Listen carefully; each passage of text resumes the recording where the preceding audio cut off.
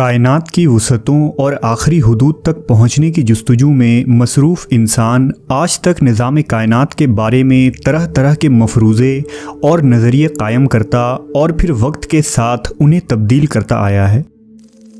कायनात एक ही है या बहुत सी जहां आबाद हैं, ये साइंसदानों और फ़लसफ़ियों के लिए हमेशा से एक बड़ा सवाल बना रहा है। इस हवाले से कुरान मजीद में वाज़ेह इशारे मौजूद हैं जिनसे ये मालूम होता है कि दुनिया सिर्फ़ यही नहीं जिसमें हम रहते हैं, बल्कि ज़मा व मकां की और भी दुनिया आबाद हैं। इस हवाले से आज साइंसदान इस थ्योरी को सच साबित करने की कोशिश कर रहे हैं कि क्या हमारी दुनिया के सिवा और भी दुनिया आबाद है और क्या वहाँ भी हमारे जैसे इंसान मौजूद हैं। अल्लाह ने इस सवाल का जवाब देते हुए अपने मुक़द्दस किताब में फरमाया, अल्लाह वो है जिसने 7 आसमान पैदा किए और उनके मानिंद ज़मीनें भी, उनके दरमियान हुक्म नाजिल होता है ताकि तुम जान लो कि बेशक अल्लाह हर चीज़ पर कुदरत रखने वाला है। सहीहुल बुखारी और दीगर कुतुब अहादीस में इस आयत के ज़िमन में एक रिवायत मौजूद है कि मुफस्सिर कुरान हज़रत इब्ने अब्बास के पास एक शख्स आया और उसने सूरह तलाक़ की इस आयत की तफसीर पूछी।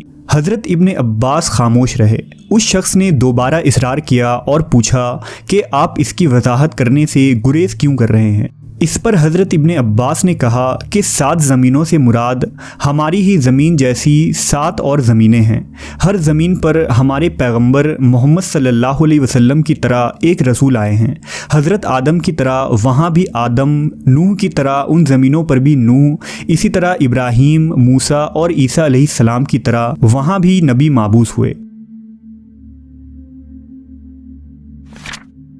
ये वो सवाल था जो आज से 1400 साल पहले हज़रत इब्ने अब्बास से कुरान की उस आयत की तफसीर के बारे में पूछा गया था।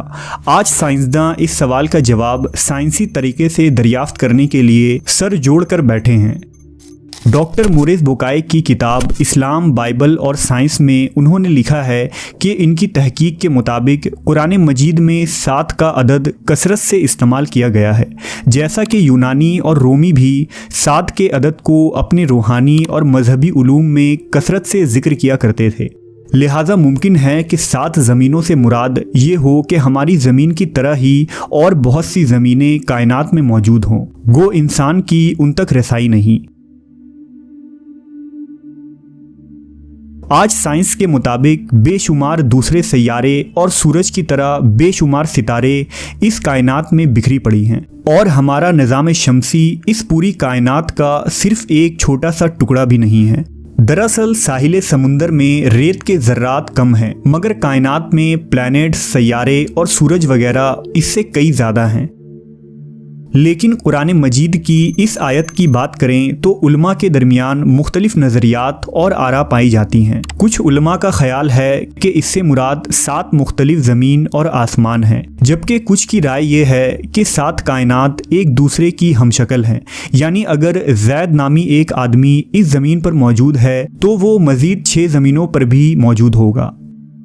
सूफिया कराम के यहाँ भी 7 ज़मीनों और आसमानों और 7 आदम व हव्वा का तस्वुर मिलता है।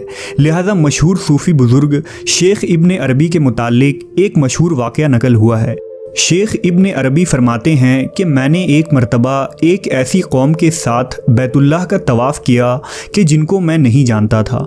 उनमें से एक ने मुझसे कहा कि क्या तुम मुझे जानते हो? मैंने कहा कि नहीं। उसने कहा कि मैं तुम्हारे सबसे अव्वलीन आबाओ अजदाद में से हूँ। मैंने पूछा तुम्हें मरे हुए कितना अरसा गुजर चुका है?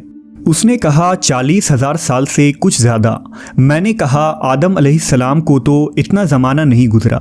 उसने कहा तुम कौन सी आदम की बात कर रहे हो? क्या तुम उस आदम के मुतालिक कह रहे हो जो तुमसे करीब हैं या किसी और आदम के मुतालिक? लिहाजा शेख इब्ने अरबी फरमाते हैं कि मैंने जब उसकी ये बात सुनी तो मुझे वो हदीस याद आ गई कि इस कायनात में 7 ज़मीन, 7 आसमान और हर ज़मीन पर आदम व हव्वा भेजे गए।